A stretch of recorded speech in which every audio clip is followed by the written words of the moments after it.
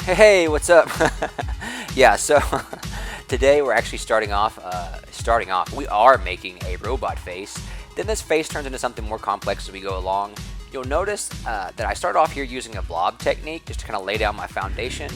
And let's kind of build on top of that as we progress. So, to kind of thinking about that, I wanted to just initially just make this video about making a face just in general, which I may come back to in more detail later on. But it evolved into a lot more than that, and it kept snowballing, and I kept adding more and more pieces to it as I went along, which is fine. And that seems how most things seem to go whenever I'm making a piece anyway. So you can kind of see the process and how it kind of plays itself out. But I did end up and still am using this as my avatar here on YouTube, and also using my avatar other places online. I just thought it was a nice kind of mysterious look, just to kind of go with something not so organic, not so goofy, but something a little bit more straightforward, almost a little bit intense. And I think that my inspirations are pretty self-explanatory whenever it comes to this. I think that you look at this and you would hopefully be able to see its relationship to Gundam. I actually used the RX-78 as inspiration, and then also its relationship to Transformers.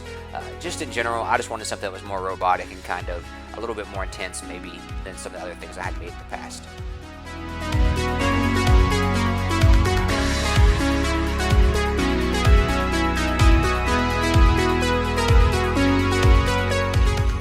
And here's an example of where we're actually going to end up with this. You can see I'm kind of working through the process right now on the screen. You probably saw this in other places already by now, in the other assets around the video, the avatar. I already talked about it. I saw it in the video intro, so it's been everywhere, and you've seen this by now. But I just want to kind of show you the process of how I'm setting it up and how I'm using copying and pasting and flipping things to kind of get things going in the right direction. But you can kind of see where we started and where we're ending up. It's come a long way already from the very beginning, where it was just the blob shapes just kind of stacked on top of each other hideously, looking very, less than appealing, less than appetizing. Appetizing? A strange word to use when talking about a robot.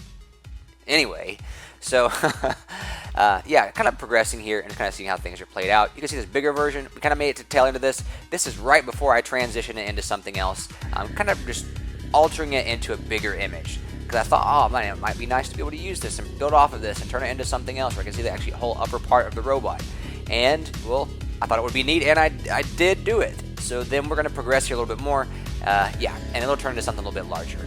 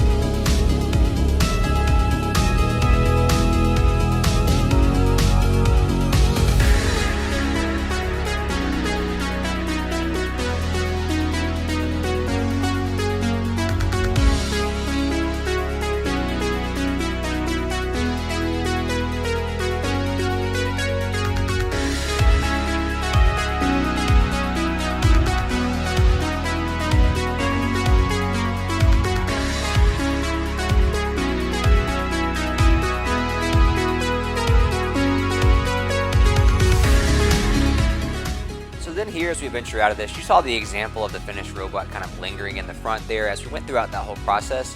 Now again, here's where I go and I say, well, I want to make this into something else. I want to make it bigger. I want to make it more detailed.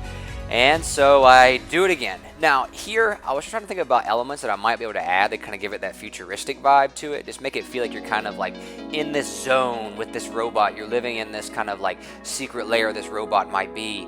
And this robot is a robot. And you're hanging out with all the robots. No. And then there's robots.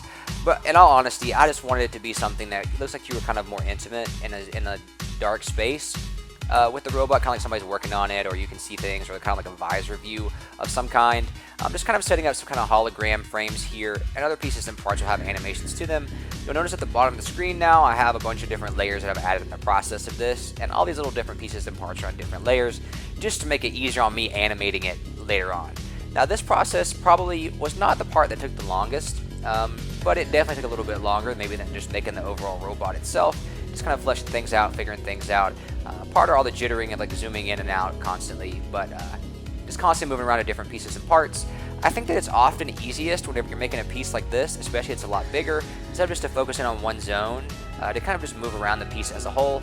I know I started off with the robot and it turned into this, but you will literally see me go from left to right to top to bottom to up to down to in to out to wherever else I can go, just trying to figure things out. And also sometimes I find that I just get visually bored working at one spot, not seeing it progress as a whole.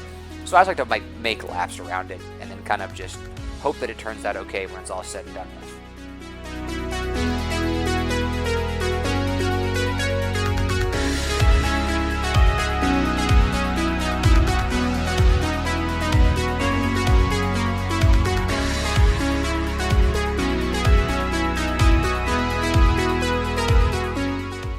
Alright, so then, coming in here at the very end of this video, this is probably the most difficult part that took me the longest. It's at the very tail end of the animation.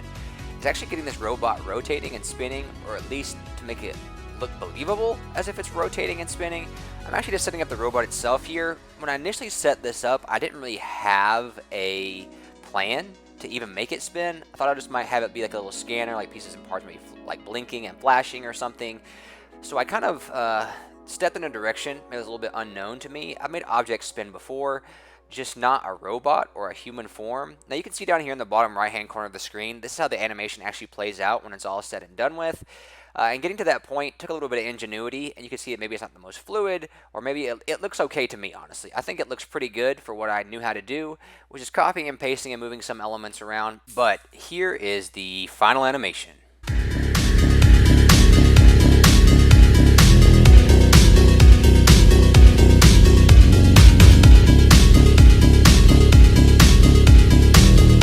Thanks for sticking around. If you're still around, then please like the video or dislike the video if you really hated it.